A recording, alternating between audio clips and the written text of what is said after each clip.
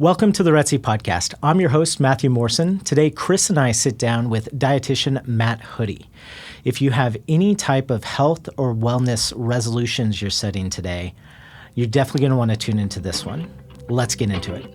Take a tortilla, right? Like a little 60-calorie tortilla, and you cut it into 4, right? You got 15 calories in each little triangle. Okay, well, we got to turn it into a chip. So we deep fry it in oil, right? Every tablespoon of oil on the planet, 130 calories.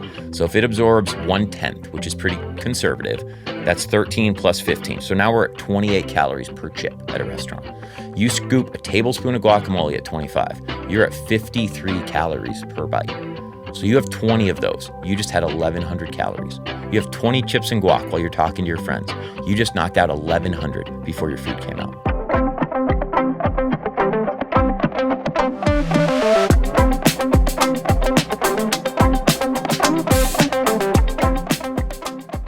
Welcome to the Retsy Podcast. Today we're sitting down with Dietitian Matt Hoodie. I appreciate it. Thank you, guys. Thank you for coming down. No, thank you. Yeah. So I personally work with Matt, and we've been working together now for 4 or 5 months. Just under 5 months. Just under 5 months now. And we just crossed 25 pounds down. Just past 25 pounds down. Great pace. We're literally moving. We shot for 1 to 1.5 weekly.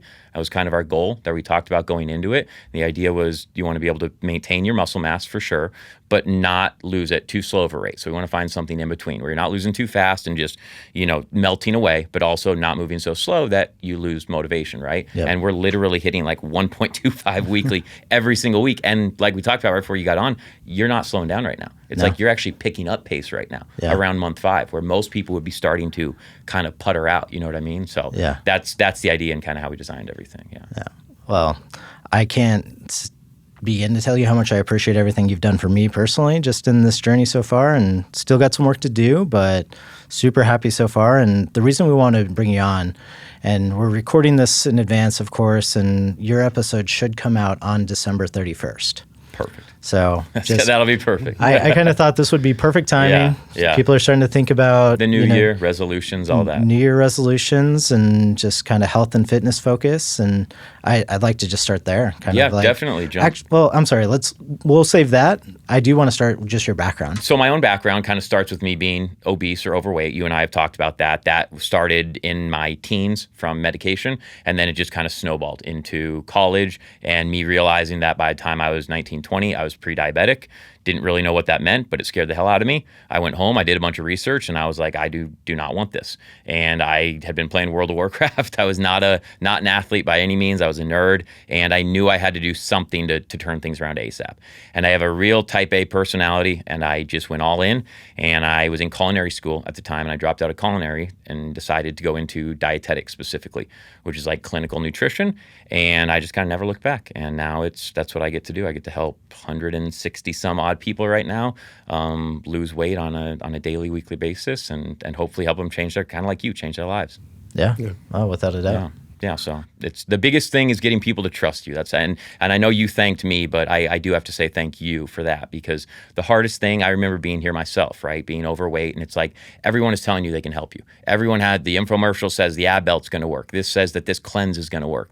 So it's really hard to trust somebody when you're overweight. And I think that having been there myself helps people feel a little bit more comfortable talking to me like, hey, this dude gets what I'm going. I'm not saying you need to have gone through it, but I think me having had those struggles as opposed to being somebody who's just been in shape my whole life, it does help me empathize with other people and probably help them be able to talk to me a little bit more candidly about what they're going through. And I think that's really valuable too. Well, I know there's like a whole degree behind dietology and all that stuff. There is, but I mean, there's a component of coaching I think that you've nailed, because I've been with Matthew. We recently went to Alaska, and like they bring in this amazing chef. The food's amazing, but watching how disciplined he was, tracking every calorie. Yeah. Did you tell him you had 1 beer? Oh, and that's it. You're allowed. That's the whole point. I mean, yeah. But that said, it's just like in how disciplined you were. It's one thing. I see so many people that start like these group diet things, and they're all gung ho at the beginning, and they're all gung ho. But then like month 3, they've literally given up, and like so there's the education component, but also the coaching component. I'd love to know how you keep the accountability and all that. So it goes back to what I said again right before we kind of got on. Is I kind of think, how are we going to get Matthew to lose the last 5 to 10 not the first 5 to 10. And as long as we build it in that way and explain, hey, here's why we're doing this, here's why we're doing this, I found that people are much more likely to buy in. And then as long as you are really communicating with them one-on-one on a daily basis, there is a much higher likelihood. And I think that's where one of the biggest issues with this is. I think so many people who are health coaches, like you mentioned, my background is in dietetics, right? It's a little bit different. This is my full-time job. I don't personal train. I don't do anything. I used to, right? I kind of used to do it half and half. And I'll be honest, as somebody who used to do it half and half, I service my clients so much better, and I apologize to anyone who hears this who was a client when I trained in person, but I service and take care of them so much better with it being a full-time job, right? And I think that's one of the biggest benefits to me being able to have sold my gym and stepped away from that and go all in with the online coaching is that ability at the beginning to really help individuals one-on-one, whether it's talking to them daily about the struggles they're going through, whether it's an upcoming trip, something like that, and us dialoguing, hey, we even talked about it ahead of time. How are we going to handle this trip? You know, and we went over it ahead of time. Stuff like that needs to happen so that then the next time he goes on a trip, he's not going to have to ask me ahead of time. He's going to understand how to navigate it instead of us just being like, just enjoy yourself on the trip and we'll get back on track, which is what most people do. And then they're just kind of on this endless yo-yo of, and right now, did he have to be a little bit more restrictive on the trip? Yeah, definitely, because he's losing weight. But once that's done, he's going to have an understanding of how to eat, and he'll have so many more calories on the back end of that because he won't be trying to lose weight anymore, that suddenly opens up you saying yes to all of those things. And now you know what to say yes to, and you'll have the physique to go with it. So it's kind of building, it's everything just kind of builds on itself with the program. Well, and I think also it's just kind of putting it in perspective. Like I remember you saying like, hey, if that's a full portion, can I get a half portion or a third portion? And then they just give it to you. Right. And it's things like that. You don't, sometimes it's not changing the food, it's changing the amount. And it's, you don't have to get rid of the steak. You don't, like you said, did you tell them about the beer? You don't have to get rid of the beer. We just got to make sure it's within reason. Sorry if I ratted you and out on it that one. aligns with the, not at all. No, that's actually, that's the idea is there really is.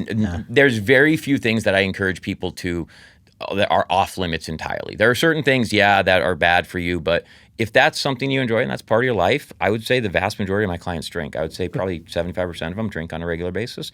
So that's going to be part of life that you have to help people educate. And is it a number of drinks we're going to set on a weekly basis? Like, how are we going to help make this a successful part of not only your dieting right now, but your continued success in maintaining that long term, right? I think a lot of people remove alcohol and they do something like 75 hard and they see incredible results. And then on day 76, they like throw a party to gorge themselves. And I'm just like, what are you doing? This is not discipline. This is not long-term sustainability. This is not healthy for your body. And clearly you couldn't sustain what you were doing. You couldn't work. I mean, you're not going to be able to work out 2 times a day, 7 days a week for the rest of your life. You're not going to give up booze for the rest of your life. So I always tell people, don't change what you're doing to lose the weight in a way that you're not going to keep that change in place for the rest of your life, right? Like really think through, is this something I want to commit to forever? Because if it's not, don't do it short term, just get the weight off, or you're going to end up with weight back on. I mean, it's right. It's like pretty obvious when we think about it, but it's so easy for us to get caught up in, I think, looking for the easy solution, right? Like I bought the acai pill cleanse. I bought the ab belt that shakes and jiggles you. I did that when I was over. I don't know if you did or what, but I bought all those things because you're desperate. You're just like, I don't want to be fat anymore. Like somebody help me, right? And it's tough because I think a lot of people out there are just trying to make money. And I'm not sure what it is. If it's more trying to make money or more people who are just misinformed and they're just kind of regurgitating that misinformation at this point. But it's the industry has kind of been invaded by so many people who just really don't know what they're doing, unfortunately. Everybody wants the quick fix, right? Look at all the semaglutides, look at all that stuff. And GLP-1, that's and we can definitely get into that's a whole other conversation. It blows me away. I mean, Kelly and I were talking about this, and I'm never going to name names, but it's like you go to the country club and have dinner, and like everybody's down 40 pounds, it seems like. Yeah, and you can tell because some of them I've never seen in the gym in my life. It looks like they're melting, right? It doesn't look like him. I mentioned today in his check-in photo, I was like, dude, look at your upper back. Like the muscles in your upper back are like starting to pop. Your V-taper is getting crazy, right? Your arms are going to maintain themselves and fill out. You see a lot of these people on the GLP-1s and they're just everything is wasting away because of how GLP-1s work. They slow gastric emptying, which makes you not go number 2, which makes it so you can't eat as much food. And if you can't eat as much food, you're just going to lose tons of weight. But it's going to be all kinds of weight.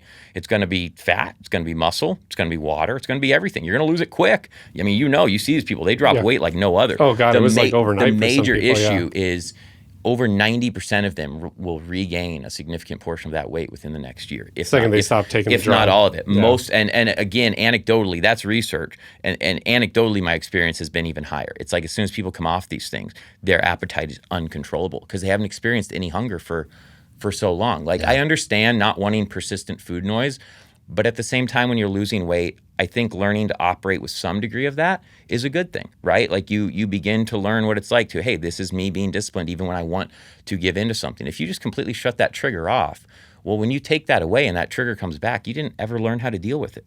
You know what I mean? You didn't ever learn how to handle that. So unless you're on semaglutide for the rest of your life, what are you going to do? How are you going to control it? You're basically just switching out a non-medicated yo-yo with your weight for a medicated yo-yo. You know what I mean? And in some people's cases, morbidly obese, type 2 diabetic, you're going to be on it the rest of your life. It's an amazing drug. It's wonderful. I'm a huge proponent of it.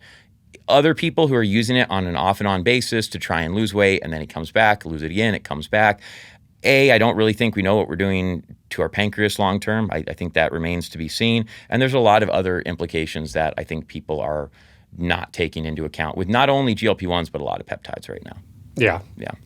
Well, it blows me away. I mean, I have some friends that are just, they wouldn't even take a COVID shot, but yet they're and willing now to put stuff that they'll take three not or them, four but maybe peptides. their wives or this and that. It's like now, you see, it's like, but the quick fix is very addictive. It's so hard to see your best friend all of a sudden be down 30 pounds and she's telling you, all I'm doing is this one thing. I have no food noise. It's changed my life. That's great, but what are you going to do when you come off that? Like have you learned habits? Have you built up, are you going to the gym on a regular basis? Are you improving your lean body mass so that you have a toned look at the end and a healthy metabolism at the end and you're not developing osteoporosis and other things because of nutrient deficiencies and a lack of resistance training, right? Are we still strengthening ourselves? Are we still getting enough protein? Even if you're on a GLP-1, there's a right way to do it. You know what I mean? And then there's a wrong way to do it. And unfortunately, most people are going the wrong way because they're just not being given the information on the right way to do it. They're getting it from a med spa, or very few people are getting it from CVS Pharmacy. You know what I mean? Yeah. Like very few people are getting it from the source. Well, the med spas are advertising it as the easiest way. As the easiest thing. They also don't And give you the black box warning for cancer. There's no black box, which comes if you go get it from CVS. There's a big old black box warning for thyroid cancer. You don't have to look at that if you get it from a med spa. There's so many things that I feel like, at least the majority, I'm not saying all, there are a lot of great med spas out there, but a lot of people I talk to were just simply not properly informed on how these drugs work or what the long-term implications of them could be. Yeah. I do have a doctor neighbor of mine who does it, and his main goal is to get them to lose that first 25 to 30 and then taper off. And that's give them a head start. That's great, so that and they can not using a high dose, and again, instilling those habitual changes while they're losing that weight. That's the important thing, right? And he's told me some crazy stories of just it changes people's life when they lose that first 20 to 30. And then it's like they how does he say it? It's like they feel better than food tastes, by the way they look. 100%. The feeling of how good they feel outweighs them having given in. And the key is like the accountability you must keep to do that. Because I have many people I know that are just on one fad to the next fad to the next fad. Like joking but not joking, I love hiking Camelback Mountain. And my buddy bought one of those expensive weighted vests. And he's like, we do this every week. He's all in for 2 weeks. When are you going to get yours? And I'm like, I'll just wait for 3 weeks for you to be over this. For you to be over it, not doing it anymore. Yeah, exactly. Exactly. But, it's finding consistency. And the crazy thing in our lives is like you're pulled in 9 different directions. I got 2 kids. He's got 3 little ones. It's like next thing, it's like I'm starving, and it's like, oh, Avery's got a soccer game, right? Or this and that, and it's like, and then it's like you find yourself just crushing something in the car, like on your way to rushing out, and that's the accountability. And I know on our trip, I mean, you taught me a lot of like, he watched me do like the AG1 packages, and Matt's like immediately like, you got to watch this video by Matt. And I'm like, they're just a way. It's not that they're bad. They're not hurting you, but I think they're like $100 a month or something. Yeah, they're not cheap. Compared to a good high quality multivitamin, like what was the one that you recommended? Pure Encapsulations, ONE multivitamin. It's great. Not only is it, good sources, but highly bioavailable, right? You take a look at their beta carotene. The sources are actually coming from places you can can absorb them. It's also got things like biotin and additional support in there. And then it's even got like 2,000 units of vitamin D for hormonal support. The bottle's like $30. It's $22 on Amazon instead of $100, and you're getting more out of it. Does it look as sexy? No, it doesn't have this little blender with this pretty box, but you also don't have to drink this weird green powder. You know what I mean? Yeah. And it's like you get 5 months. But it does the same thing to your body. It does. You're getting more. You're getting more vitamins and minerals out of it, actually. So it's like that's but how many people do you know who drink AG1? And not only is that, AG1 has calories. You got to think about that every day. If it only has, I don't know how many it has, but let's say it has 40 calories times a month, that's 1,200 calories a month. Yeah. That's an extra third pound of fat you're not losing every month over the course of, a year. What is that? 4 pounds from your AG1, 4 pounds of body fat? Yeah. Like it doesn't make sense when you can give yourself something. And that's kind of what it is. You mentioned it. It's like with 2 kids, with a busy life, with all these things, my job, the biggest, and I think my most valuable asset is teaching individuals like yourself who are busy and high functioning, high performing, what matters and what doesn't. You know what I mean? Like, where do I go in and where do I get the most bang for my buck? If I can make it to the gym 3 days a week, what should I be doing? Yeah. Right? If I'm out and I have to take the kids to soccer practice and I have between Chick-fil-A, Flower Child, and Jack in the Box, what's the best choice for me to go with here? Right? Yeah. And a lot of times it's surprising. You remember we talked about Mexican restaurants and fajitas, how that's like one of the highest calorie choices, and people think that's one of the best things just because it's low carb. But we've all seen the bottom of that skillet of fajitas, right? It's coated in oil, and there's peppers and onions, which are just hyper absorbent. So you look at something like the sizzling fajitas that are on the border, it's like 2,000 calories. Their street tacos are like 600. So, I mean, there's things like that. You get 3 orders of their street tacos for the same as 1 serving of their ultimate sizzling fajitas or whatever. Yeah. And you probably think that's the better choice. You could have had 3 tacos and still had tons of calories left for the day. And you're likely killing the fajitas and some chips and guac and maybe a marg and not realizing you just put away 4,000 calories in a single meal and you undid 4 or 5 days of your work throughout that week. And that's a big piece of what is undoing people. So when you can kind of teach people, like, here's the best or the most bang for your buck, nutritionally, and here's the most bang for your buck in terms of your movement and your training, and here's where we need to place the emphasis for Matthew. Then all of a sudden it's just like, it's automatic because everything is really built for you. And I think that's what most people are missing. They're trying to find a program that was pre-built. It's like going to USPS, right? There's a 7x7 box. Maybe 1 out of 100 people has a stuffed animal that fits perfectly and doesn't need any additional peanuts or packing paper or anything. The other 99 people are going to bring in some item that moves around in that box and shakes. And we need to fill that box with some paper or some packing peanuts or something else. Very few. That's kind of like having keto or carnivore. Is it going to work for that person here or there just perfectly? Yeah, and they're going to go viral and everyone's going to. But for most of us, no. Something that extreme is not going to be the right fit. We're going to need to bring some nuance to that and explain, okay, when I get caught out at a soccer tournament all weekend, here's what I can lean on. Jersey Mike's is a better choice than this, or whatever it may be in that situation. You know what I mean? That, I think, is the biggest asset because, like you said, I think most people go all or nothing. And that's why they see success temporarily, and then all of a sudden they're right back where they were. And then they see success, and then they slide back. And if you teach people how to do it with what their life actually looks like, they never slide back. The success just keeps coming, and there is no step back, step forward, step back. So it's just continue, step forward, step forward, step forward. And that's how we get to, 4.5, 5 months down 25 pounds and not even hitting the speed bump. That's huge. Yeah. I mean, when we started Retsy, what was I? I was like 225. It took me 2 years to lose 25 pounds. Yeah. Like 2 years. And I mean, the main things, I don't know if this is healthy or not, so I'm kind of scared to tell you this. No, go ahead. Yeah, whatever. So I started. You lost 25 pounds. You must have done something right. Ketosis. I carried around this thing where I could check my ketones, and and I did the intermittent fasting till about like noon, 1 o'clock. Yeah. And I just got in this pattern of like I would get up. At first I had a green drink. My buddy Alex Smith showed me that, but it just tasted horrible. So I switched over to AG1. Okay. Which tasted better. Yeah. And then it was just like, that's all I really needed. I was never hungry until 1 o'clock. And then at lunch, they told me, like, drink a cup of water, then start eating, and stop eating when you're full. And it was like, when I didn't drink a cup of water, I'd just crush the whole meal and be like, oh, geez, I just overate. Right. I drank the water, and then I did it. It was like, that helped. And it was just like, over time, it just kind of like, I think once I lost that first 10 pounds, that was it. But I mean, it's like, was I going to the gym all the time? No. Maybe once a week. Yeah. I love hiking Camelback Mountain. So that's a pattern that I made. And I did add the weight vest.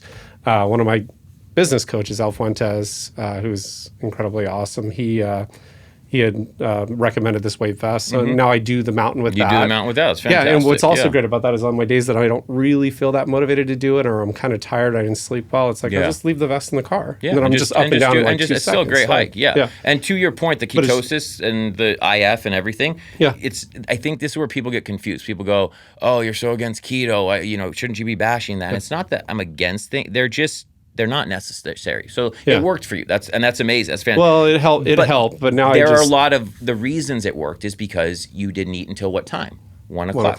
So now you walk into the office and the front desk, Deb or whoever, has Christmas cookies out. Yeah. What are you in that mode going to say to the cookie? You're going to say no because you're practicing IF. Yeah. Is it IF itself that's helping you lose weight? No. We found out there was nothing magical. Like we did research. We thought there was. We found out it's just when you control for the same calories, the IF group and the other group do the same thing. IF just really easily allows you to control for calories. Well, you end the day in a calorie deficit, and that's how you lose weight. I mean, and that's all it is. It's just IF serves as a tool to get there. But let's say you wake up one Sunday and your significant other wants to go get brunch.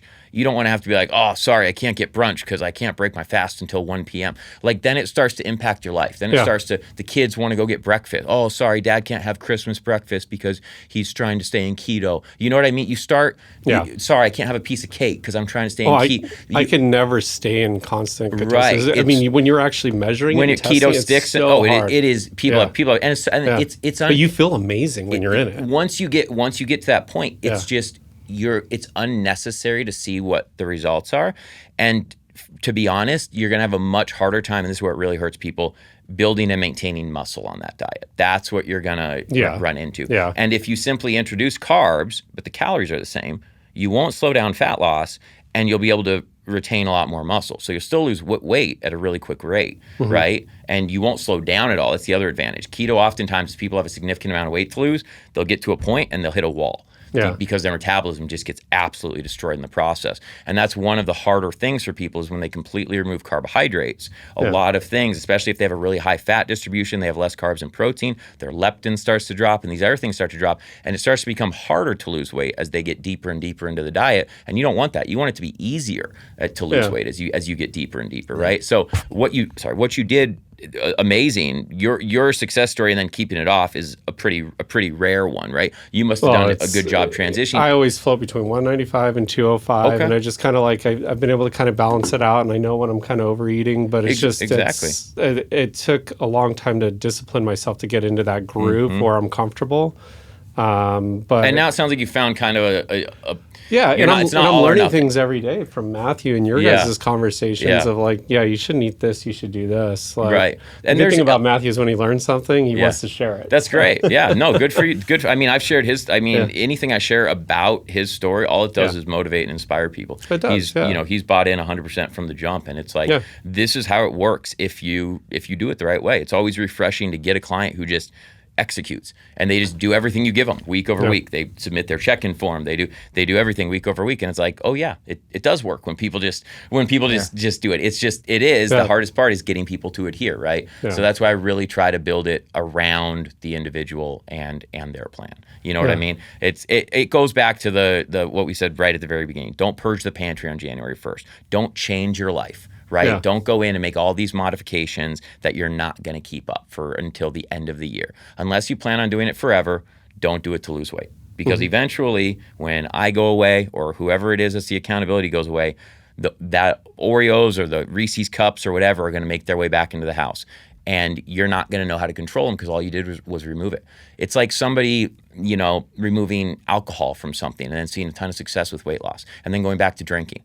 I'm like, dude, you're gonna gain the weight back. The problem was how you ate when you drink and the calories that you do drink. And you completely got rid of those two things. So you completely modified your life. And then you see people reintroduce alcohol and all the weight comes back. And I'm like, well, why did you try to lose it without alcohol if you're not gonna keep it out of your life, right? So it's a very realistic approach, and it's very individualized. Well, I think a lot of people think it's like, if I'm going to remove this, what am I going to replace it with? And that's the wrong psychology. 100%. It's like sometimes you just need to remove something. Yeah, there's a lot of things in our diet that are just not good for us. Yeah. I mean, start with alcohol. There's no benefit to alcohol whatsoever. Yeah. It increased the risk of 7 types of cancer by as much as like 15 to 20% increase in cancer. I mean, I did a report on this at the beginning of the year. It's like a 16% increase in rate of breast cancer. I mean, it is absolutely insane when you look at the connection to alcohol and cancer. It is mind-blowing. That's why this year the government did away with the whole 1 glass of red wine recommendation. It's completely gone.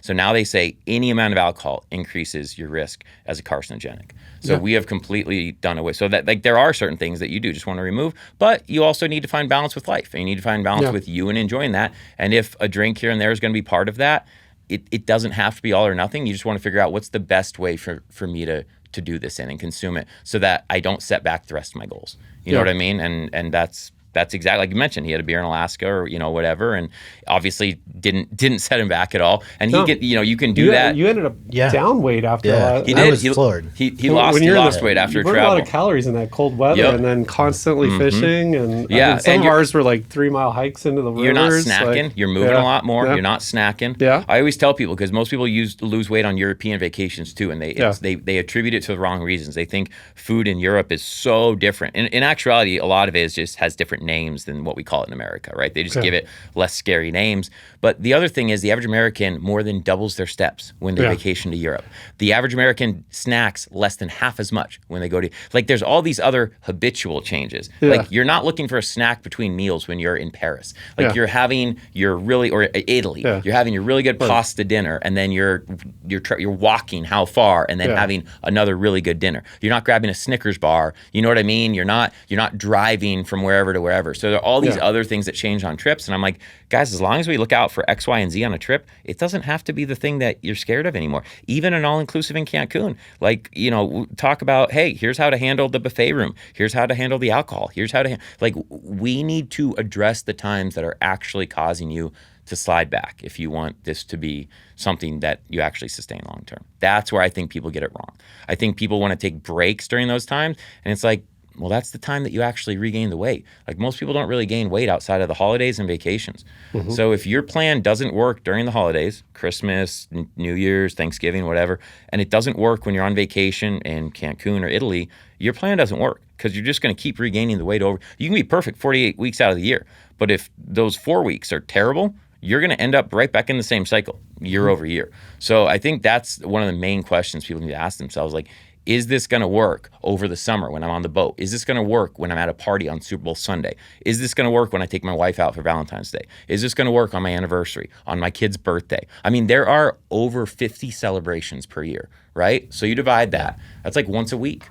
That's like once every 7 days. Sure, so you could really start to justify indulging or giving in once a week, and that will be enough for people to spin their wheels throughout the year. So it's like, if it doesn't work when you're in those celebratory, well, come on, Matt, when's the next time I'm going to see these people? When's the next time it's going to be my kid's birthday? When's the next time so-and-so is going to be in the Super Bowl? Like, you can keep doing that all year long, and most people do, and they spin their wheels because they approach it like, I'm going to meal prep on Sunday on a perfect week. And it's like, all right, dude, that's great. But if you don't know how to handle an imperfect week, when you're swamped, the kids are sick, and everything else is going wrong, you're almost guaranteed to gain that weight back. Yeah. So that's I would say probably the most important thing, is that people treat it realistically, not idealistically. So aside from vitamins and changing how much you eat and like substituting, I just had I do this.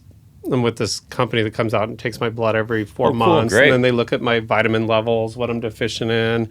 Wow. I take those vitamins, and she's like, you're really like, your body needs more fiber. Okay. And I'm like, explain that to me. And she's like, well, instead of like nothing in the morning, how about an apple? And I was like, okay. We can add that. I'm like, if you like an apple. Yeah, I'm like, apples.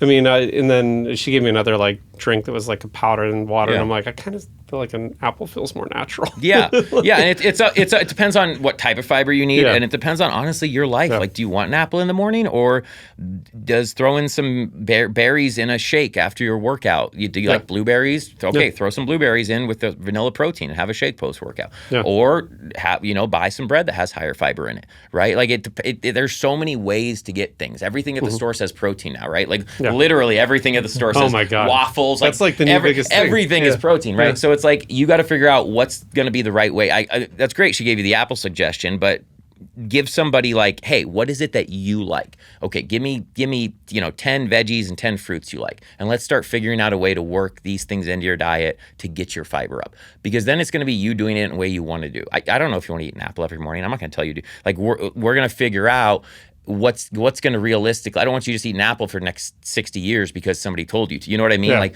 figure out on a daily, weekly basis what's the most consistent way for me to get my fiber up without me thinking about it all the time. Like, what foods have the most fiber that you'd recommend? Things like blackberries, beans, lentils. I mean, I would say things along those lines. So, like, starting to throw some more beans in with your Mexican food. Maybe if you're having tacos, instead of doing a side of rice, pinto beans, both of them both actually, are good. believe it or not. Yeah, pinto beans have a lot more fiber than people think. I know black beans get all the credit, but it's not like that. It's not like, brown rice over white rice or anything like that. It's much more, how do you like to live life? What do you enjoy to eat? And how are we going to get you to a place where that diet you're eating is getting the needs that you have, whether it's fiber, whether it's vitamin A, whether it's getting your fats down, whatever it may be. How do I help you get to a diet that is conducive to those things, so that on a week-over-week basis, we're correcting that and we're keeping your insides healthy, but you're also seeing what you want on the outside. So it's like really helping people come to those conclusions themselves,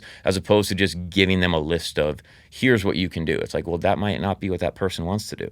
You know what I mean? And just because that worked for your other client or that worked for you does not mean that's the right way to do it, right? The right way is for you or for you. And that's I would say the biggest difference is, it keeps coming back to personalization, but it's really worth. I told Matthew when he signed up, I'm like, this is going to be X amount of months, but think of it like you're taking your own Matthew Morrison Nutrition 101 class, and you're the only student, and you have a private tutor, and you can hit me up whenever you want. And he's really, he's down 25 pounds in less than 5 months, but the dude knows probably more about nutrition than he ever has in his entire life. He does. That's the bigger takeaway. It's not the 25 pounds. A lot of people could have put him on a diet to have him down 25 pounds right now. It's that he has that understanding. I can tell you right now, he's never going to regain it. Like, I can already tell with clients at this point, I've been doing it long enough, he's never going to regain the weight. His understanding is so much better than what it was 16, 20 weeks ago that he won't ever have to worry about, what do I do in this situation? What do I do in this? So because of that, he'll never really start to backslide again, because he'll catch himself. And honestly, he's living life in a way he enjoys. And once he's done losing weight, his calories are only going to go up. He'll be up another probably 900 from where he's at right now. So it suddenly becomes way more finding that balance, way more realistic for him to keep it off. So it's that education is really important. I think that's where so many people skip. They want to start 75 hard on January 1st. And I'm just like, no, that is the worst thing you could do. Like, that's the easiest time of year. Everyone's doing dry January. So of course you're going to have success. No one's going to tempt you to drink. And it's one of the silliest programs, because who can work out 7 days a week, 2 times a day for the rest of their life? So I'm like, if there's one thing to say, people, don't start 75 hard on January 1st. Like, that is my biggest pet peeve, is when people, they take things on, they purge the pantry, they go and do 2 workouts a day, they do all these things, and they see these amazing results. And I'm just like, dude, I've seen this from you every year. I see you go like this every single year. Like, figure out something that you actually want to live life like, and make sure you can see the results you want with that. So whether it's going out to eat or whatever else, you know what I mean? Yeah, and I think, the biggest thing is what you put in your body. Because remember when I was doing that circuit training class, I did circuit training 5 days a week. Oh, you can't doesn't matter. You can't exercise. I'm not losing weight. Doesn't matter. Well, you're gaining muscle, and it's a balance. It's like, my body looked a little bit better, but it was just like at the end of the day, I'm like, But I got the best story though, because I would leave this gym. Kelly was pregnant with Avery, and she craved sweets. She's like, I want Dairy Queen. So not only do I leave my circuit training gym, I'm not trying to eat anything. I go down the street on 7th Avenue, a half mile, and then I pull into Dairy Queen. Dairy Queen, and get Kelly an ice cream cone dipped in chocolate, right? Like, three nights a week, right? Right, yeah. So one of my gym mates ratted me out. That's fun. And the guy who runs the gym calls me in the office. He's like, how the are you ever going to lose weight if you pull out of here and go into Dairy Queen tonight? I'm like, dude, it's Kelly. This was a real conversation? This is a real conversation. Like, dude. Because, my wife was pregnant. When she wants a cone if you want a cone, I was very disciplined. Every once in a while I order French fries, but, it's like. No, but if you want a cone, you got to sit down with that person and say, hey, dude, look, I found you're stopping at Dairy Queen every day. You're in here busting your ass 5 days a week. You're not seeing results. maybe he misunderstood, obviously, but let's say I understand you want Dairy Queen, but we got to figure out something, once a week or something. Like, you know what I mean? Like, you got to figure out something.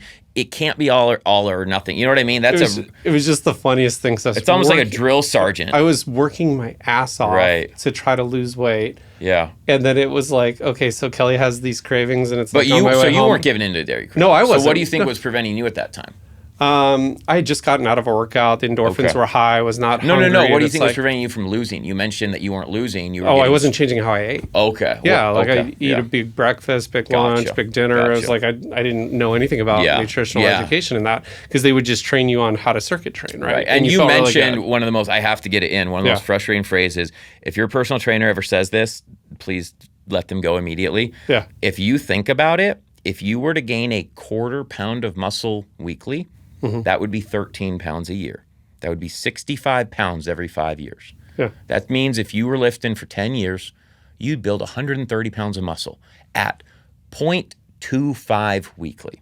So this idea that which is already insane. Nobody's replacing fat for muscle. This idea that, dude, you're building muscle, that's why the scale's not moving, is such a rare concept. You have to be in some other situation where you previously had muscle and then you got injured or something like that. Nobody is going to gain muscle at anywhere near a rate they should be losing fat at. So whenever you hear like, oh, you're trading out fat for muscle, some of that's going to happen, but 10 times out of 10, the fat, unless there's an underlying circumstance, the fat loss should absolutely be outpacing the muscle growth. Again, 0.25 weekly would be 65 pounds of muscle every 5 years. That would be insanity. That'd be great. We'd all be throwing cars around, right? So whenever I hear personal trainers be like, oh, it's because they want you to fire them. It's right. It's because they don't want you to be like, oh, I'm not seeing it. I hear it all the time. I felt really healthy. I was in great shape and everything, but I was just like, I went there because I wanted to lose 25 pounds. To get some body fat down. Right. Yep. Like right. And that was the reason. You're like, look, I'm stronger, dude. I get it, but I wanted to. And I would still go back there. I wouldn't do it 5 days a week. But right. Like that said, it's like it's right. And place a little more emphasis on the nutrition, probably. Yeah. But you got to find a happy balance. All right, I want to flip the script a little bit. Yeah. Matthew is really disciplined. Everything he does in work. I mean, he's probably one of the most powerful people in the real estate industry in Arizona. Yeah. Like he's reviewing contracts. So he has his disciplines. But like, what caused you to stick to this? Follow Matt. Follow the accountability, check in. Even on the days when you ate stuff that you weren't supposed to, and I'm like, you're going to tell him? And he's like, yeah, I'm going to tell him. Yeah. So like when you're checking in. I think it was just the years of just being frustrated with it. Yeah. Like, I mean, today I'm lighter than I was, probably in the last 10, 12 years. That's so cool, dude. Like, that's hands awesome. down. Like, see, and that's what makes me happy. Like you'll see me like that's why I do. You know what I mean? Yeah. Like it's like obviously making that's great. But people like him who are like, dude, I haven't been this weight in 10, 12 years. I've never understood nutrition this well. That's why I try to put as much of it as I do. But sorry, I didn't mean to cut you off there. But I appreciate it. Yeah. Well, I appreciate it. I mean, like I haven't been this light in over a decade. Like 3 years ago, like I was very, very sedentary. Like I hardly worked out. Okay. I would hike occasionally. Okay. And like about 3 years ago, I got super focused on my health. Every day, right? So in 2023, I got in 260 workouts that year, either a hike or a workout. Wow. And then that's impressive, dude. I saw like a good 10, 15 pounds of weight loss that year, which was awesome. What were you to start that? I think I was 261. Okay, so that was the highest I think I ever weighed myself. I'm sure I weighed more than that and just didn't want to get on the scale. Yeah, I know. Yeah. So 261, I think it was the most I ever weighed. Okay. That I weighed myself. And you bought all in on the exercise Yeah. in 2023. Yep. Not so. What'd you do food wise? I pretty much the same thing. Okay. So I wouldn't eat breakfast. I would forget to eat lunch, and then I just gorge myself at dinner. Gotcha. And snack and all those things. Yep. So the nutrition was a hole in the bucket forever. How, if you don't mind me asking, how big of a piece has realizing how much fat is in everything? How big of a piece is that? And I just have to because I think that's the most missed piece right now in nutrition as somebody with 160 whatever clients right now active. Yeah. If you look at my database of clients, people losing like yourself and people not losing, there is a direct correlation between people either staying within their fats or exceeding their fats. Nobody overeats sugar anymore. I mean, it is like a bad joke. I don't have a single client who overeats sugar. I have very few people who overeat carbs anymore. It is almost always alcohol or fat. It is almost always, and for you, I think it was surprising initially, like, damn, even a crumble cookie has more fat than it does sugar. A crumble cookie has more fat than sugar. That doesn't make sense. I don't think people realize how much fat has snuck into food in the last 20 years. We flipped the script after the year 2000 and started saying it's okay to have fat, just avoid sugar. And we have now actually an inverse correlation. The less sugar we eat, the higher the obesity rate gets in America. If you look at the graph, it is the less sugar, and it's because the lower we get with sugar, the higher we get with fat and alcohol. And fat and alcohol are outpacing sugar. So even though sugar has been down for almost the last 3 decades, obesity has gone up the opposite direction. And that, I just want to touch on it really quick. How surprising was it for you that fat was that big of a problem and it wasn't the sugar as much? I was floored. And so like kind of 2 points on that. So like when we did our initial intake call, so you'll I know I sound like a crazy person hating on fats probably. No, not at all. But so I had my intake call with Matt the day that we flew home from Beverly Hills. You remember we went to Beverly Hills for that Forbes conference? So the day we flew, I had a really good steak. Okay, his face over there. So the night before we flew home, you remember the dinner we had. And then so on the intake call, you kind of like, you explained to me like eating out at a fancy steakhouse. At a nice steakhouse. Which I mean, just done the night before. And so it just resonated. We both had the meat sweats on that flight home. Yeah. I mean, and we talk about that exact thing. Hey, man, what's your average order at a nice steakhouse? Is it going to be a filet, 2 old fashions, and a couple rolls, or is it going? And if so, what's important to you? Is it the 2 old fashions? Is it the buttered rolls? Like we got to pick and choose here because that's not going away. As a successful, you're going to have clients you're taking out and things like that. So that's a big part of it, is immediately tackling the places where people are getting hit the hardest, and I think not realizing how many calories they're consuming in fat. Oh, exactly. I mean, like you described the meal, and I mean, I'd love for you to do it. Like, like what, like the Brussels sprouts versus like having the rolls. Right. Like that was the biggest eye opener to me, was the just like you described this meal. And it's like, and before you know, you've eaten 4,000 to 6,000 calories. Yeah, I've got a couple of videos on my IG. I have one's a steakhouse and one that's a Mexican restaurant. And one of them, the steakhouse is 6,000 calories and the Mexican restaurant is 5,000. And it's not hard to do. It's 20 chips. It's 2 margaritas. It is amazing at how it's splitting a dessert. I mean, it is not hard because of the fat. It's called fat stacking. It's what's starting to happen. I'll do the Mexican example really quickly. But if you think about it, you take a tortilla, right? Like a little 60-calorie tortilla, and you cut it into 4, right? You got 15 calories in each little triangle. Okay, well, we got to turn it into a chip. So we deep fry it in oil, right? Every tablespoon of oil on the planet, 130 calories. So if it absorbs 1/10, which is pretty conservative, that's 13 plus 15. So now we're at 28 calories per chip at a restaurant. You scoop a tablespoon of guacamole at 25. You're at 53 calories per bite. So you have 20 of those. You just had 1,100 calories. You have 20 chips and guac while you're talking to your friends. You just knocked out 1,100 before your food came out. Okay, so that's not that many. 20 chips and guac is... You're just driving every... I'm ruining everybody's life who's listening to this. And My wife loves TP on Fridays. Dude, there you... I mean, I grew up at the Biltmore, so TP is... that's like a staple, right? Gotta go. Go see Mike on Friday. And you have 2 margaritas, which are, again, people don't realize the short glass margs are 400 to 500 each. The tall ones are like 700 to 800. So you have 2 of those. What did you tell him? You have 2 of those at 400, right? So that's 800 plus your 11. You're at 19. Your food hasn't come out yet. We talked about the fajitas, 2,000. But I do the fajitas. So now we're at 19 plus 19. We're at 3,800 before your dessert. And let's say you split a brownie with the wife, and it's 1,500. Well, TP doesn't do desserts. Right.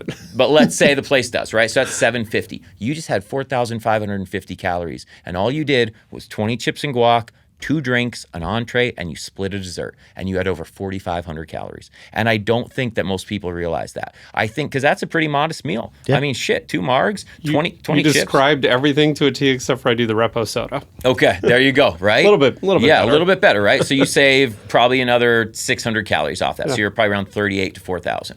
I don't think people realize that. No, I don't think. And then a steakhouse. When he broke down the steakhouse, the Steak 48 thing, I'm like, now I feel like embarrassed. You start to realize that, oh my God, my 1 to 2 restaurant meals per week. I go to Etta and I go to brunch at the Henry, and I just undid my whole week. I really did. And I don't think the average person thinks that's possible.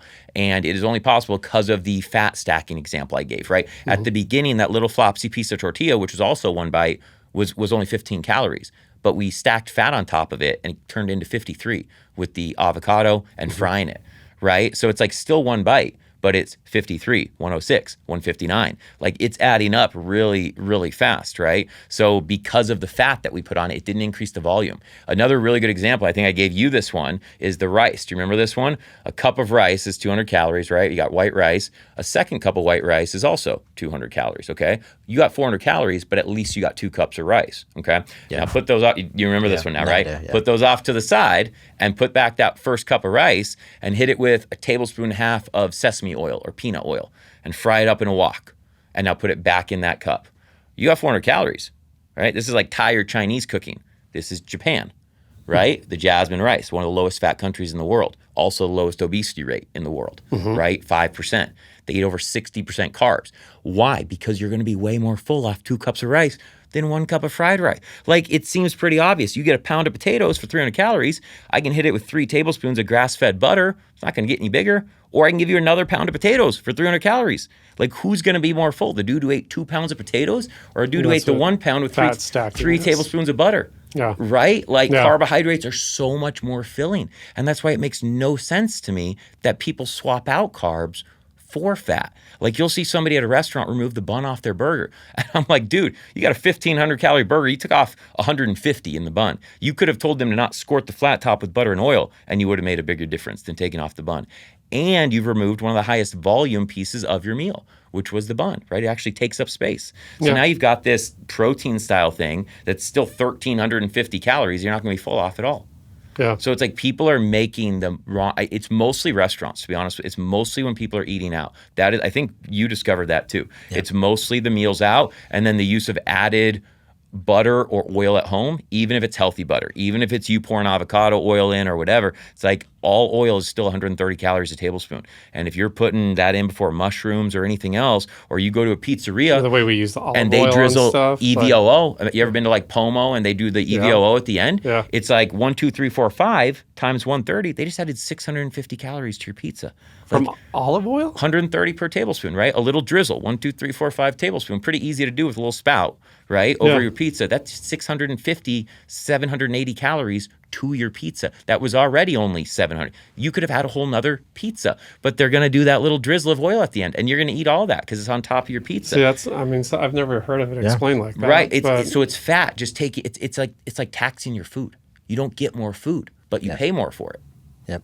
Is that? We're gonna stop. That's the biggest We're part. gonna stop going to TP on Fridays. Or Kelly's gonna listen. Right. To this, Or it's mail. modified. Right. It's getting the shredded chicken tacos with a side of beans. And I don't know if you like ceviche or you like whatever. And understanding like, okay, I can still have this and this, but I got to decide what's the important thing to me. Like you said. All right, take me through TP. What do I order for the healthiest option? What would you? So as opposed to that, I honestly started with chips and guac and salsa. Yep. Right. Okay. And then they do a cheese crisp, but I have like 1 slice of that. Okay. I have a couple of my, I do the same thing, and then split fajitas with my buddy Pete because there's too much. There's a lot, and that's good that you split. Yeah. And that's it. That's all you have. Any drinks? 2 Repo sodas, sometimes 1. With just lime or something like that, or just on the rocks? Lime. Yeah. Okay, so you're doing. I would say the chips are probably doing you in more than anything. Do you do chips with guac? Yeah. Okay, that's going to be the place. I don't know if you'd be open to either reducing the amount of that or going with something like ceviche or going with something like, elote or something that's even going to be lower. There's a lot of options that are going to be lower fat. And that's the key, is trying to find something lower fat for that appetizer. So you can still get some volume and snack and have something at the beginning, maybe cutting the cheese crisp out entirely, right? And then instead of going with the fajitos, you go with 3 street tacos and a side of black beans. Yeah. Which this is going to give you a full-blown aneurysm. Yeah. The best thing at TP is their cheeseburger with bacon and a fried egg on the top. Oh, see, and there you go, right? In a Mexican food place, that is the best I meal. worked at Islands Burgers. Did you ever go to Islands Burgers? Oh, yes. I worked there. We had the Cowboy Burger was $28.30. The Cowboy Burger was 2,800 calories. Yeah, people have, again, it's one of those things I think most people don't realize when it's a high-fat entree. It's not the high-carb entrees. It's the high-fat entrees. Yeah. I sent someone chicken nachos from Yard House yesterday. Over 3,200 calories for chicken nachos from Yard House. Wow. 30, I think it was 32.20 or something. And again, I get it. Nobody thinks nachos are healthy, but if you have a quarter of them, do you really think you just knocked out 800 plus calories? Probably not. You know what I mean? And it's like, it's because the same thing. It's the fat stacking. Yeah. A lot of people don't think about that. That's what is getting most people right now. Yeah. If there was like one thing for people to kind of focus on in the new year, instead of added sugar, look at your added fat, and you will notice a much faster difference. You're also going to be really surprised, because the thing with carbs is you can see them. You don't see fat. That's why it gets people. Like the potato example I gave you. You hit it with those 3 tablespoons of butter. You don't really necessarily see that, right? So they bring those potatoes out to you. It looks like 300 calories potatoes, but it's got 600 in it, because you don't see the butter. And that's the other problem, and why people blame carbs is their visibility, which is their asset, is almost the thing that does them in too, because people can see them and then call them out. Whereas the fats, the oils, it just gets soaked up by the food. So it doesn't actually, it's almost like a double whammy. It's a double negative. It's like the thing that benefits carbs is also what condemns them, because then people go, it's the carbs. And it's like, well, no, they would have been fine if the person didn't cook them in oil. You know what I mean? So it's like, that's really what, it's the rice example, right? That's really what is getting people. I can tell you how hungry I am right now. I know, it's a lot of food talk. Hopefully something low. Sushi. So people always ask me, what can I eat, right? Sushi, sandwiches, tacos, bowls, acai In bowls, moderation. poke bowl, literally anything not cooked in butter or oil. People start to go, I can't have anything. I go, no, you can go to Mod Pizza. We talk about Mod Pizza. Yeah. Dude, I love Mod. I Yeah. go to Mod probably 2 times a week. I dig it. I have a Matt's Mod Pizza that I have, and I have like a preset order there. It's like 720 calories for a Mod Pizza. So it doesn't have to Can I order the Matt's Mod? Do they know what it is? If you go to the one on Scottsdale Road, they probably will. But yeah, it's like I go there a couple days a week. I went to Kai the other night. I don't know if you guys have been there. It's a really cool restaurant experience out at Wild Horse Pass. Yeah, it's really, really cool. So it's like I still do, restaurants and go out to eat on a regular basis. It's just understanding that. Sorry about that. It's just understanding that needs to be done intentionally, right? You need to think through, what am I going to be having, and make sure you're going to get something that you enjoy, but also make sure that you're not going to leave and wake up the next day frustrated and regretful, which is oftentimes a hard place for people to land. But once you figure that out for yourself, dude, it is so rewarding to be able to go out to a dinner like that and then wake up the next morning with like a 6 or an 8 pack and be like, I get to live like the best of both lives. Like, this is what everyone says you can't do. You know what I mean? And it really just comes down to not having the added fats. If you can still have all the other stuff. Like, I had a client go out for 16 pieces of sushi last night, and then she went home and ate like a bag of gummy worms, and woke up down this morning.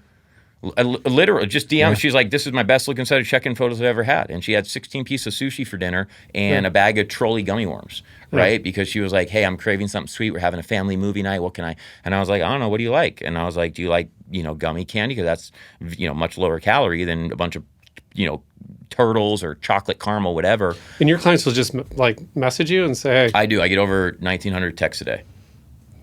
Wow, that beats me. If you take a look at my WhatsApp, I think I've already gotten about 60 of them via WhatsApp. Yeah. I am getting all day. So I batch my responses into, I have like 3 points throughout the day where I sit down, I'll get on my computer and I respond to everybody. But I really do. I try to not go, more than 8 to 12 hours without getting back to somebody. That's pretty incredible. Yeah. I really tried it. It's my full, like I said, it made a big difference when I was able to go from training in person and also, owning the gym, owning the cryo clinic, and having to do everything that goes along with that. It was a big difference maker in my client's success. I immediately saw when I could give all of myself to them again. Yeah. And again, anyone listening to this who worked with me while I was training is probably gonna be like, well, fuck, I got the crappy version of Matt. But there is a big difference if it's someone's full-time job. Yeah. It is so hard for you to really give all yourself to someone when you are working 40 hours a week in person, and then you want to maybe train 10 people or coach 10 people afterwards. They are the afterthought. And I'll be honest about that, because I was that person. And those people were the afterthought. I would get home and hopefully have enough energy but then I would forget things. I would forget so-and-so had a dinner that night. I would forget, you're just exhausted. You're doing too many things. And I think a lot of coaches are trying to do it as a part-time hustle. And they're not equipped in terms of education to be able to help people. Maybe they just change themselves, but they don't actually know how to help a perimenopausal woman, right? Maybe he looks great because he's been in shape since college, but you got a 48-year-old woman who's struggling to lose whatever. He's not going to be able to help her, but he'll still probably take her on, right? Because it's an extra $300 a month or whatever. And that's how they view it, as opposed to, am I truly the best fit to help this person? Yeah. Like, am I really the right fit? If not, I refer lots of people out. You want to learn how to jump higher? Don't come to me. I'm not going to be able to teach you how to jump higher, dunk a basketball, or do any of that, right? Like, if you want to learn how to lose weight sustainably, I'm great. But I have tons of other coaches that I refer out to for other things. I specialize in postpartum. I have, disordered eating. I have certain things that I know a lot about because of my dietetics background. There are also things that I know are, they're not that I don't understand them, but there are people who it's more in their wheelhouse. You know what I mean? And I think, especially as me being overweight myself, I want people to end up in the best position. So it's like when he came to me, I told him, like, dude, I honestly think I'm probably the best spot for you. Like, I think you're going to get the most out of it. And I'll tell other people, like, I'm not the right fit. You want a straight up meal plan that says meal 1, 2, 3, 4, 5. I don't do that. But here's the info for somebody who will. You know what I mean? So I really try to make sure I'm the right fit for somebody personally too. There's a big difference in any coaching. You know that. You mentioned you had a business coach. If you're not the right fit personality-wise with coaching, it's not going to work either way. Yeah.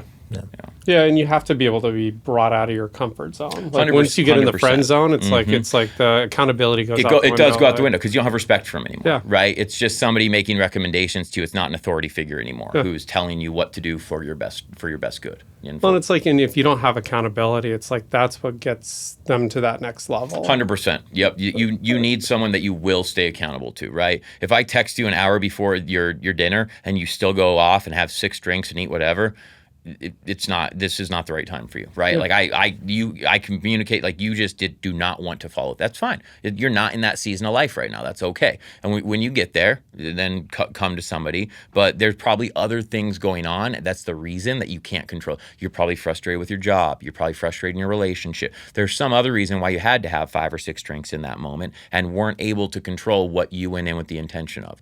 You know what I mean? So then you need to address whatever that reason is. And I just put this in a post today. It's like, if your life is not right, don't expect to get your body right. If you don't like your job, or you don't like your spouse, or you don't like something else, I've coached enough people to know you're not going to make it through to the end. Like, don't try and get ripped when you're getting, when you don't like something else, because you're going to hate your entire life. You're just going to be miserable all the time. It's going to be so hard for you to stick to that thing because you're not getting any dopamine hits. And now you've taken away food as a dopamine hit.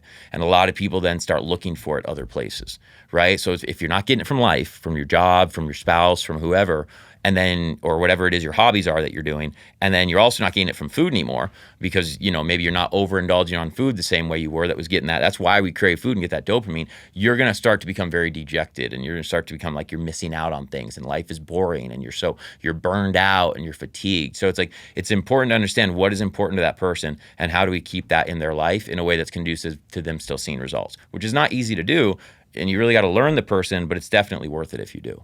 Yeah. Well, you guys have found that ground where I feel like, Yeah, no, he's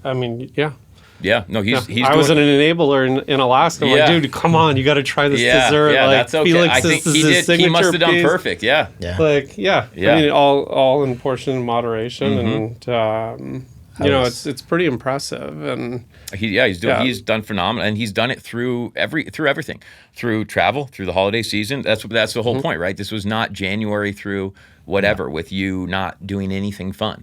This was you traveling. This was you continuing to run a successful business. This was you going through Thanksgiving. This is you going through December. And you're still down over 25 pounds in less than 5 months. Well, and he's a self-proclaimed landivore, right? So he's kind of picky on what he eats. So it kind of limits. Yeah. Like, well, and that's okay, right? We just got to figure that out for you. And I feel like that's what we've done. Yeah. I really do think it was a good fit in terms of personality-wise. And then he just bought in from the beginning. And it's like, if people buy in and they communicate, that's the biggest thing I tell people. People go, well, how do people fail? I'm just like, communication drops off.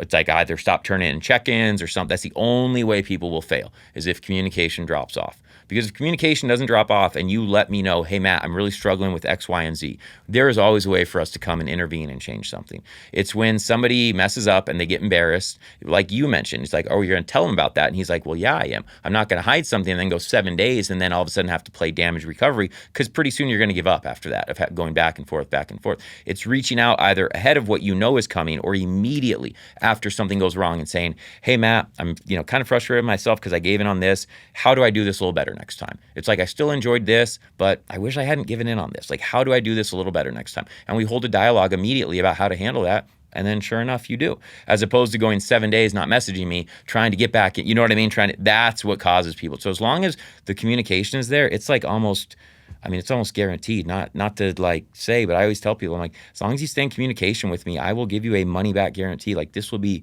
one of the easier things that you've done for weight loss, at least. Yeah. I think that's key in any kind of, I mean, health coaching, business coaching, you name it. It's like, that's what's key.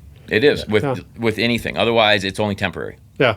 Yep. Yeah. I love how before the podcast you were telling me like some people need extreme accountability. Yep. Yeah. Like, yeah. Like the client the client we were talking about. Yeah. Yeah. I had a client literally tell me he wanted me to be like, whatever, you put the cookie down, fat fuck, and that was what he's one of those guys who needs that level of talking to, right? Yeah. Very high performing individual, and he's like, dude, call me out on Friday night. That's when I get fucking weak, and message me and be like, put the cookie down, you fat fuck, and that's what I started doing for him. And sure, I mean, wait till you'll see the dude eventually get posted. I won't talk about him now. He's currently doing it with his wife. They're both changing at such a fast pace, it's ridiculous. But they're so posted. You good. mean like before and after on the website? Yeah, you got a great website. Thank you. I've got a lot of people who have just completely changed their lives. But you'll see him down the road, and you'll see who it is that we're talking about now. And he needed that, so he let me know. And it's like the dude is changing at a ridiculous rate with a really high demanding profession and life. And it's like, as long as you let me know what you need, I'm more than happy to provide that for you. But we got to figure out for you what you need, not like, what's the best thing? That's what people always want to know. What's the best this? There is no best this or best that. That would be what everyone did if there was. There would be no other thing. If there were a best version, that would be the only thing anyone did, right? Like, if that did exist. Like, look how popular GLP-1s became. If there were something that really were like that, now they have a lot of caveats and catches that people don't want to talk about. But if something ever were that effective, it would be so popular. You know what I mean? Like, it would just take over the world like GLP-1s did. So it's like, if something is not doing that, you know it can't really be the end all be all. You know what I mean? Yeah. And you had hit on something earlier, like eating overseas and burning calories, and something I noticed, and I specifically noticed it in, I have this weird sense of smell and weird sense of taste where it's like when there's too much salt, I can taste it, you know, this and that. But it's like, we went into Italy, and I remember that first week there. It was like the food kind of tasted bland to me. And I'm like, why does this kind of taste bland? And I remember like one of my friends was an agent. It's like, it's just like they don't put the salt and the preservatives. They don't put all that stuff in the food. Like what they're saying. Believe it or not. So I'll explain it to you. I'm like, if you go and look, there's actually more banned foods in the U.S. than there are in the UK. Oh, really? Yeah, there are more banned foods in the U.S. than there are. Even in Italy? Huge misconception. I'm not sure about Italy specifically, but I can tell you the reason for what you're mentioning. And that is that we eat much more fresh food on vacation. We very rarely eat packaged food on vacation. At home, we eat a lot more packaged food. We eat a lot fewer things prepared fresh. And what do you have to do when food is long shelf life, needs to stay good for longer, is made with lower quality ingredients, or is not made in the moment? You need to preserve it. And how do you preserve things? With sodium. So that's where there's a direct correlation between you're eating so much more freshly made food in Italy, I assume. Well, part of it is like we go to a lot of farm to table type of right. You're not going to the Circle. You're not going to Circle K there and getting whatever, Yeah. right? You're not going to the Henry or Etta or anything and getting something that is insanely high salt. You're probably literally going to the garden out back, picking the tomatoes, and right. So it's like there are just less places. But if you were living there, not everyone in Italy necessarily lives like that. Like, you go look at Egypt, has almost the same obesity rate as us, yet their food is way cleaner than ours. The UAE has almost the same obesity rate as us, yet they have a lot of restrictions on their food production. A lot of the Middle East, a lot of that area has almost the same obesity rate as us, yet they have way more restrictions on how their food is made, how it's prepared. So why is that? And still, because at the end of the day, what do they eat a lot of? Oil and tahini, right? Ground sesame seeds, a lot of fat. You look at the globalobesitystatistics.org. You go look at that website and you will see the countries at the top of it, top 20, top high fat consuming countries. Go down to the bottom 20, high carb consuming countries. It's so black and white. High carb would be Japan, places like that, where they're 61, 62% carb, and the obesity is 4.8 to 5.2%. I mean, literally, like almost 1/10 of ours, and they're eating like double the carbs we're eating, It's right? like in Italy, like everything comes with a side of olive oil or seasoned olive oil or this and that. And the reason, yeah, it's the fat. But they don't eat a lot of. Then they don't eat a lot as many carbohydrates, right? So it balances out the calories, right? Besides very well fresh baked bread here and there and stuff and pasta, you're not going to get many more carbohydrates there. It's mostly going to be veggies and things like that outside of that. How do you ask for, like, let's say I get like a steak from Steak 44. Did you just say, like, don't cook it in butter? Say, hey, can you just cook it without butter, oil? You may ruin Steak 44 for me. Well, no. I mean, I worked at Mastro's, and the amount I probably every dinner service had somebody say, hey, man, I don't have a gallbladder. If this gets cooked in butter or oil, I am going to be on the toilet all night. And I mean, I would have some old dudes who are like, I'm going to come back tomorrow and tell your manager that you didn't listen to me. And if I'm on the toilet all night, I'll know that you didn't say anything to the kitchen, blah, blah, blah. And I'm like, okay, I will make sure it does not get cooked in butter and oil. But it was a very common request because if you don't have a gallbladder, you can't process that much fat. And you'll just end up with your stomach being rended as it tries to process those fatty acids. So they can't. Oh, if you didn't, I didn't know this. Yeah. So if you've had your gallbladder removed, you really got to watch your fat intake. So I got that as probably 2 to 3 times per dinner service as a request. Hey, man, can you make my steak? Just don't let them use butter and oil on it. Like, and you'd never do that at home anyway. Like, would you put butter and oil on it while it's on the grill? Does it taste as good? Like, I've never cooked a steak like that in my house. I'm like, I've never sat there and ladled oil over a steak at home while I grilled it. Yeah. And I'm like, if I don't do it at home, do you need to do it at the restaurant? I'm like, this is so nonsensical. I'm still going to like it. I like the one I make at home. Like, and you better be a better chef than me. So, right? Like, you should be able to make this taste good without having to cook it in butter and oil. If I can do it at home on a grill, like, you got to be able to do it with everything you guys have back there. Why do you have to use butter and oil? So it's pretty common to ask for that. I don't think it's unrealistic. Yeah. Like I said, I started off in culinary school. If you can't cook a filet mignon, a marbled piece of red meat without extra butter and oil, you got problems. Like, could you maybe enhance it and things like that? Sure. But is it necessary? No, not at all. And you can pick and choose, do I want the oily steak or do I want the 2 old fashions? Right? And it's kind of like that. For some people, they're like, you know what? I really like that seasoned oil they put on my steak. I love it. It makes my steak taste way better. Most people are not going to say that. Most people are going to say, hey, I'd rather have this food or that food. You know what I mean? Yeah. It's making those small changes. Yeah, it is. Yeah. It's all the small changes. It's all the small changes for you or for you, right? And that's what it is. It's like, if I could make a list of all the small changes and just give it and put it next to this podcast, that'd be great. But it's for each person listening to this podcast, what they are for you. You know what I mean? Well, and I feel like that was like another thing that surprised me is like, before I started working with you, I was doing Chipotle with guacamole. Yeah. And you're like, we talked about that. It's literally more calories than sour cream and cheese put together. Yeah. Combined. Which floored me. At Chipotle. Literally just avocado or guac is more calories than cheese plus sour cream put together. Yeah. And again, people go, well, but isn't it a healthy fat? And I go, no, it's got a 13-to-1 ratio of 6s to 3s. Avocado is not a healthy fat. It's a neutral fat. Does nothing beneficial for you. You're not going to convince me otherwise. With a 13-to-1 ratio of 6s to 3s, try to tell me what's healthy about it. And people have just been regurgitating all this same stuff.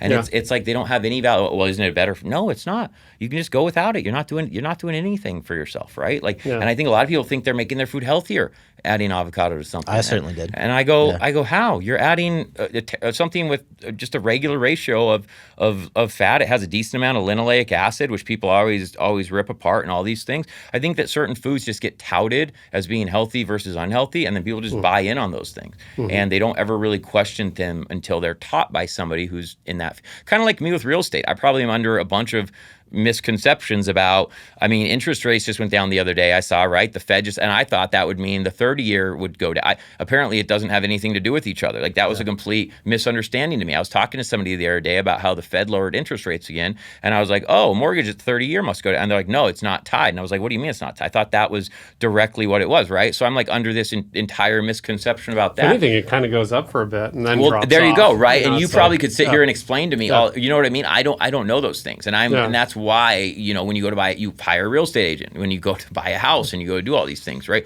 You hire an expert in the field. And the last thing I'll say is, if somebody is looking for a coach, looking to do this in the new year, think of it like anything else. If you're going to hire somebody to paint your house, what would you go look at? You go look at their website, at all the other houses they've painted. You would not go look at their house. If you're going to hire somebody to wrap your car, you're not going to go look at that dude's car. He's probably got a pretty sick car. He owns a car wrap shop. probably got a really cool car.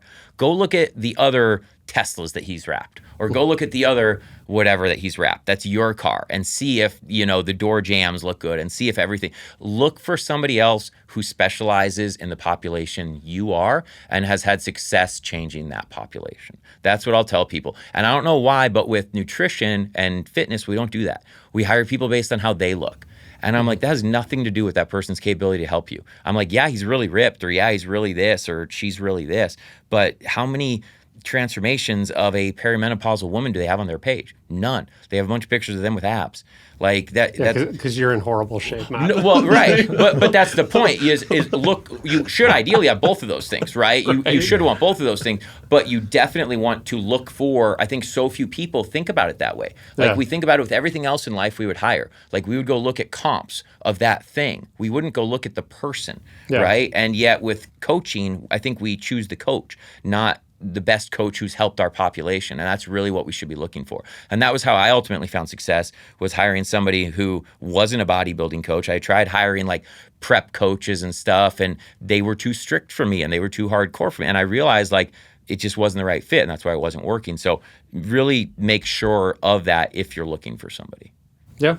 No, that's great. I know we're running long on time, but sorry about that. No. So what are the best ways people can get in touch with you? Instagram is probably the easiest way. That's I'm on there more than anything else. It's just at Matt Hoodie, like a hoodie that you would wear, first name, last name.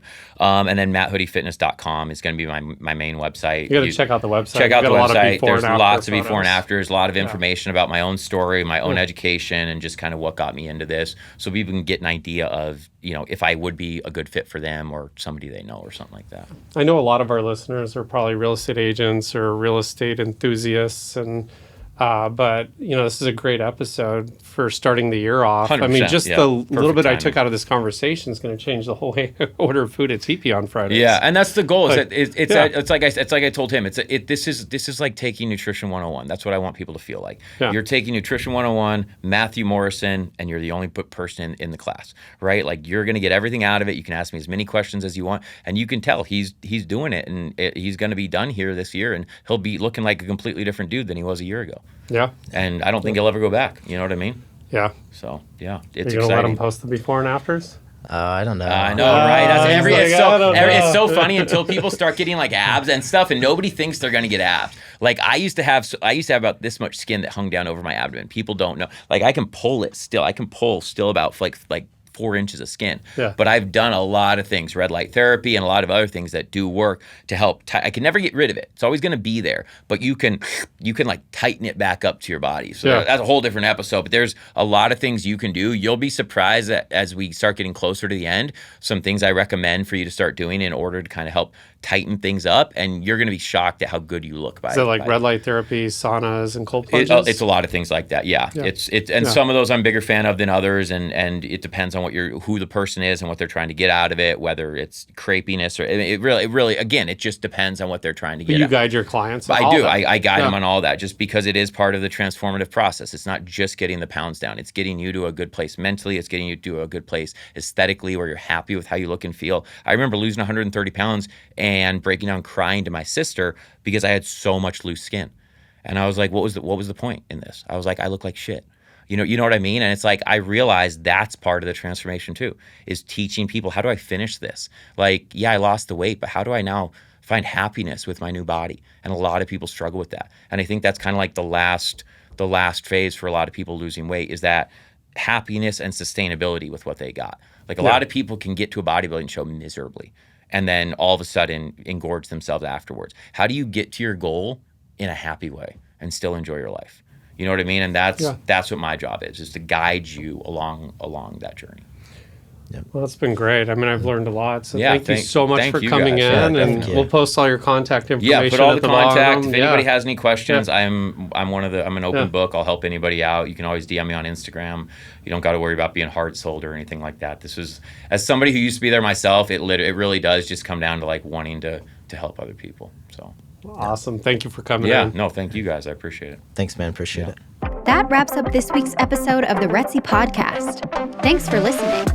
Check out the show notes to connect with Matt. If you enjoyed today's episode, take a moment to leave us a review wherever you listen to this podcast. And please subscribe so you never miss what's next. Next week, Chris and Matt are sitting down with Retzi agent Casey Thompson. Here's a sneak preview. Came out to my car like after a day and sitting in there, called my mom, and I was crying. I was bawling like a baby because I'm like, you know, like I needed some money from her and I feel terrible asking. And, you know, it's like, I feel like a failure in that moment. But I remember telling her, I was like, I feel like I'm right on that cusp of like having success and I can't give it up. Like, I'm not going to give up now. Like a month later, I'm up in that same spot in the parking lot taking a picture, like a selfie, and being like, 3 inspections today, you know, like it did just materialize.